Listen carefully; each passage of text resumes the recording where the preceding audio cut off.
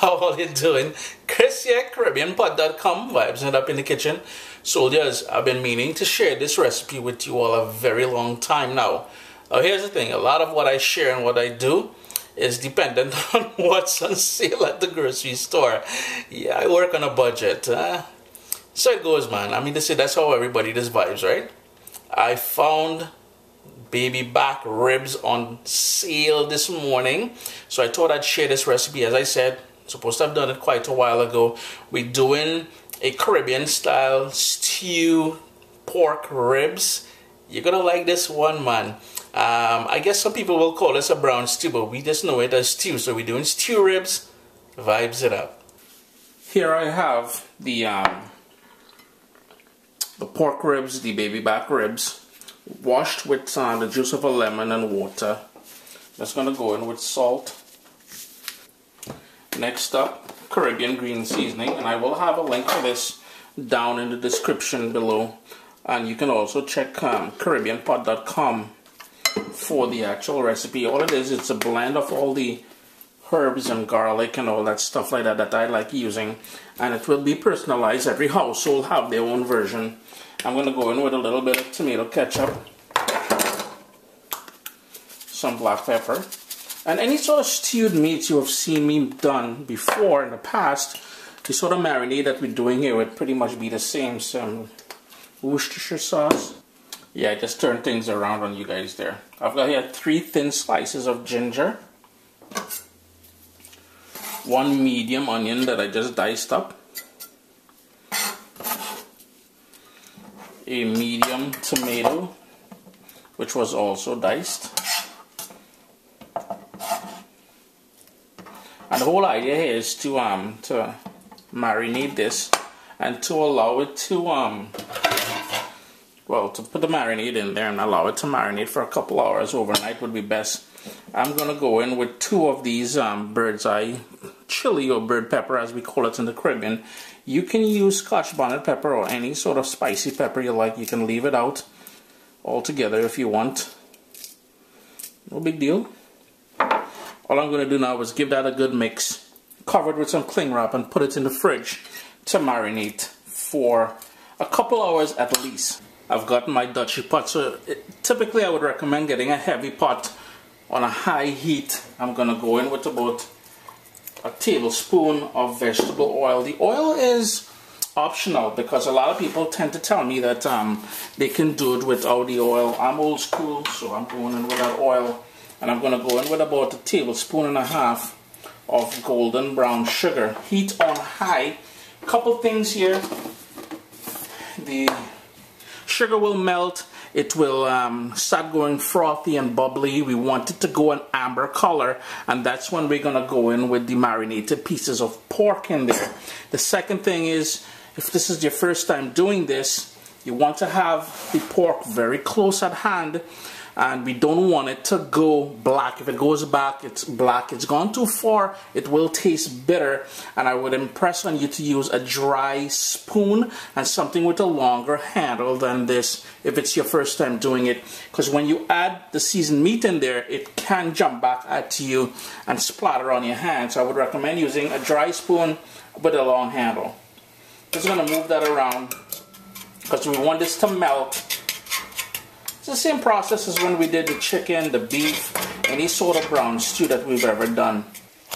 You may want to turn the fan on over your stove. As you notice, it's starting to go frothy and it's starting to pick up that sort of amber color that we're looking for.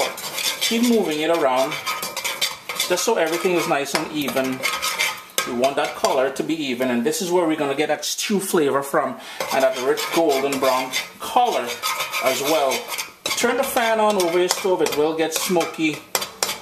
Open your window if you want. It is going nice and frothy there, so it's pretty close to where we want it to be before we start adding the seasoned pork to it. It's the perfect color now, so in less than 2-3 minutes it came to that color, and we're going to start adding the pieces of pork to it. Yes, if you're wondering, it's okay if the marinade and everything goes in there.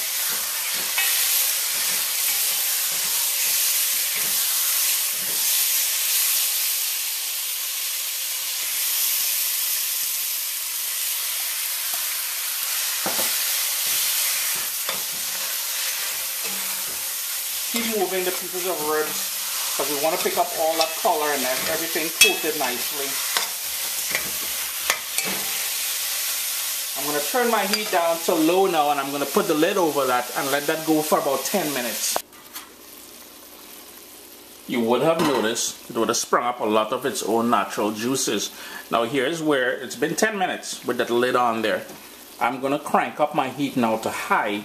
We're going to do a couple things by burning off all that liquid.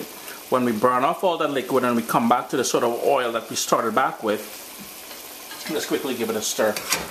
It will help to intensify that stew flavor, and it will help us to achieve that lovely color, a sort of amber, not necessarily golden, but amber color that we want on these ribs. Quickly show you something. Here I have 3 cups of water in the same bowl where I marinated the ribs in. We want to pick up all that goodness that's left back in there. So here we go. Maybe about 5 or 6 minutes, and all that liquid should be burnt off. I've got the oil that I started with there, and some of the fat from the ribs have started to render out. Now, even though in that Caribbean green seasoning there was fresh thyme, well, there was thyme in there, I still like adding a little bit more. And here's where I'm going to go in with all that water now. Make sure the ribs are covered.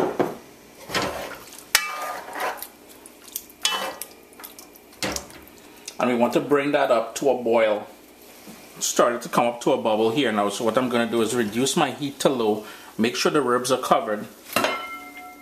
Lid on, and we want that to slowly cook for at least 1 hour. Closer to an hour and a half, 2 hours, because I want those ribs there, meat falling off the bone kind of something, you know. It's been going now for about an hour and 25 minutes. Still a lot of gravy in there. Now you have 2 options here now. I know it's tender. I can see by how the meat is pulled back from the bone there. You have a couple options here now. You can do one of 2 things. I'm cranking up the heat here, and I'm going to burn off most of that liquid until it gets to the consistency of gravy that I want. You can burn it off altogether and get it nice and glazed, or in my case, I'm leaving some gravy. Heat on high, lid off, and I'm just going to burn this down now. Reduce all that liquid to the gravy, that consistency that I like. Under 5 minutes, it's starting to thicken up exactly to where I want it to be. And I know the more it cools down, it will, because of the heat that's remaining in the pot here, it will thicken up some more. So Chris here, CaribbeanPot.com. Always a pleasure to have you guys here in the kitchen with me. Stewed ribs, can't go wrong. Give it a try, man.